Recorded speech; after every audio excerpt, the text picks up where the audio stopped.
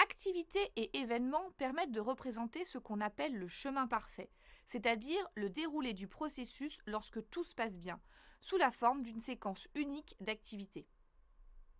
Si nous reprenons notre exemple, que se passe-t-il en cas de paiement par chèque? Que se passe-t-il si le paiement est réalisé par carte bancaire et qu'il est refusé?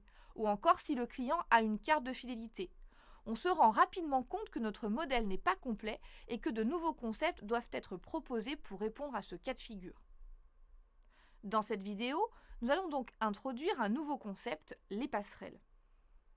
Une passerelle, formalisée par un losange, permet de contrôler le flux d'orchestration en proposant des chemins parallèles ou alternatifs.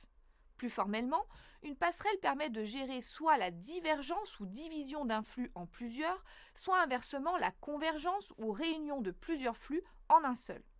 De préférence, une même passerelle ne doit pas faire les deux dans un diagramme. Il existe ensuite plusieurs comportements de passerelle. Nous allons commencer par étudier la passerelle exclusive.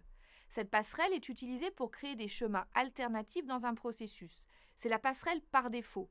Elle peut être représentée soit vide, soit avec une croix à l'intérieur et peut être utilisée de deux façons. Tout d'abord, en mode division. On peut ainsi diviser les flux en plusieurs chemins exclusifs en fonction d'une condition basée sur une donnée ou une information.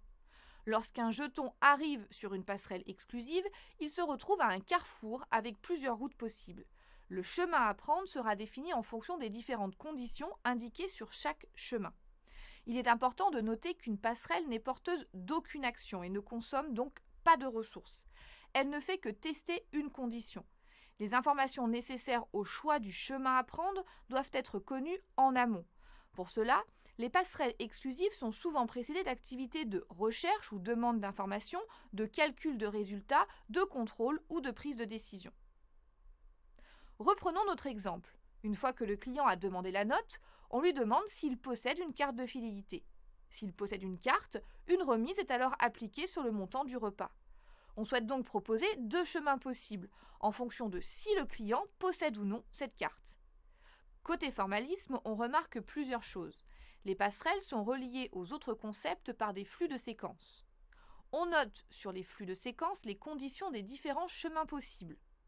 Et on indique éventuellement sur la passerelle la question correspondant à la condition pour une meilleure compréhension. Seconde utilisation de la passerelle exclusive, la reconstitution d'un chemin unique après plusieurs chemins exclusifs. Plusieurs routes fusionnent en une seule. Et si un jeton arrive sur cette passerelle, il continuera sa route sur le chemin unique ainsi reconstitué. Dans notre exemple, que le client ait eu une remise ou non, on souhaite ensuite l'encaisser. La passerelle permet donc ici de récupérer un seul flux de séquences qui avait été divisé par l'alternative.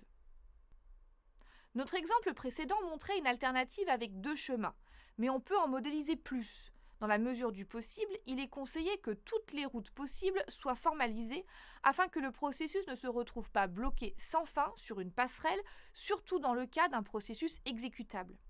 On peut notamment spécifier un chemin par défaut, c'est-à-dire la route qui sera choisie si aucun autre des chemins ne valide la condition.